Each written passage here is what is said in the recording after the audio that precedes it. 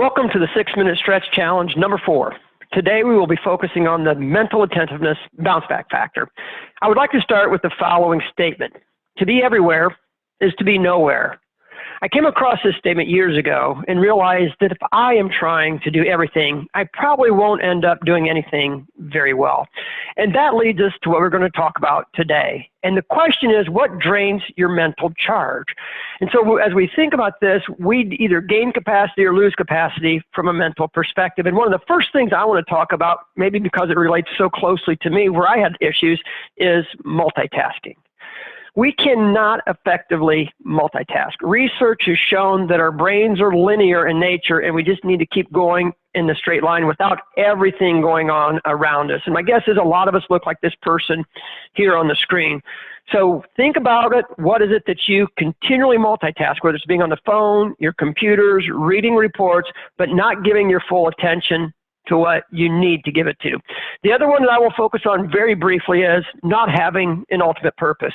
We spoke about this in session 2, and it is our ultimate purpose that allows us to understand the things that are most important to us and what we should be focusing on at any given point in time. So Sarah, I'll turn it over to you to share a couple of your favorites. Yeah, well, so as you're mentioning, Denny, we have 4 things that we know really drain us of our mental bounce back factor. Please don't assume there are only 4 because there are a lot more, but we have a couple more we want to share. The next one is kind of a big one for us. It's the concept of negative self-talk. And now we all know what this means because we've all been in these states of mind.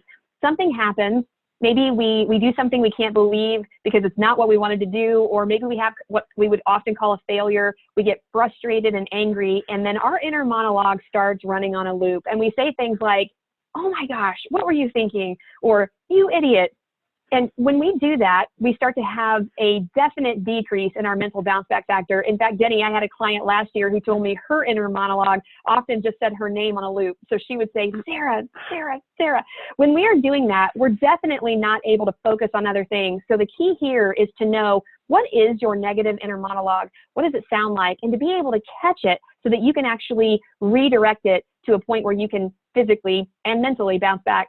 Now, the next one is probably not going to surprise any of you because we mentioned it in our second 6-minute stretch on stress tolerance, but it's the concept of procrastination. Whenever we have something we know we need to do, but we don't want to do, we often put it off, and that is going to drain you of your ability to be mentally attentive. And so your goal here is to maybe take some of the advice we offered up earlier, which is Brian Tracy's "Eat That Frog." If you've got something you don't want to do it first. It will alleviate all of that drainage happening the rest of the day, and you'll mentally bounce back, being ready for the next task, which is probably a great idea now, Denny, for us to transition to some of those power out, power up strategies we want to offer them.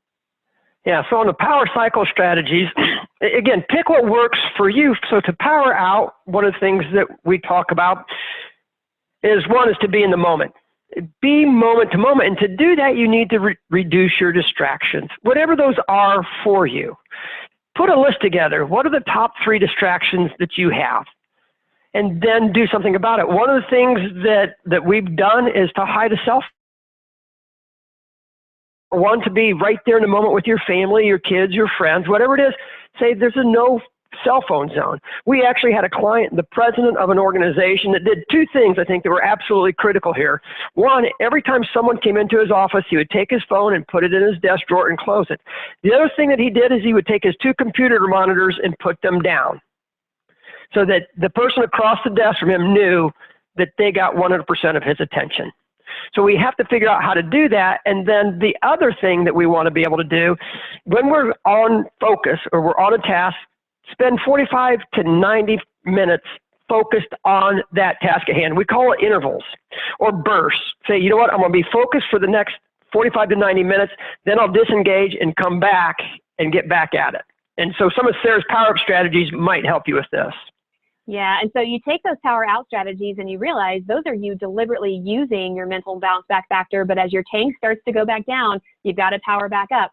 The first 3 kind of all go together, and I know that they're going to sound basic and simple, but they are so important in the mental bounce back factor arena. You've got nutrition, right? Top of the list. You got to put some nutrition into your body. Many of us know that when we don't eat, we get that oh so famous word, hangry. Well, it's hard to focus.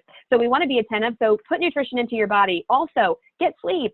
Again, basic principles. It's so much easier to be in the moment when we have good rest behind us. And then finally, move. This is a great prelude to the fact that the next 2 6-minute stretches are going to focus in the physical bounce back factor. All of these are going to be covered at intervals that are deeper than just mentioned. The last one is the idea that you want to make sure that if you are stuck on something and you can't be attentive, that you just shift your strategic focus to something else.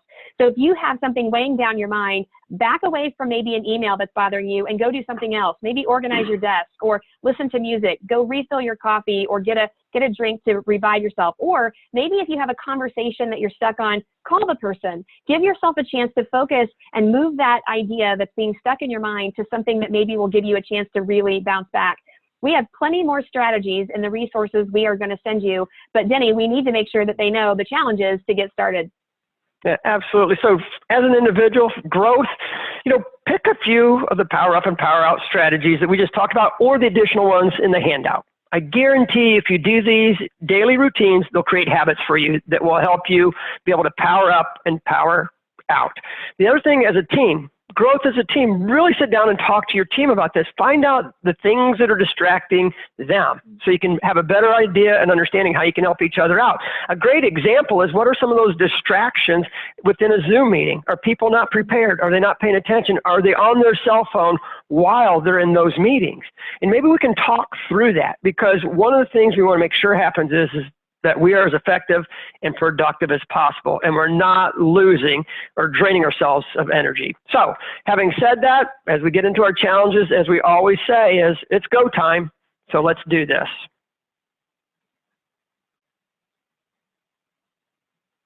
We'll take it. All right.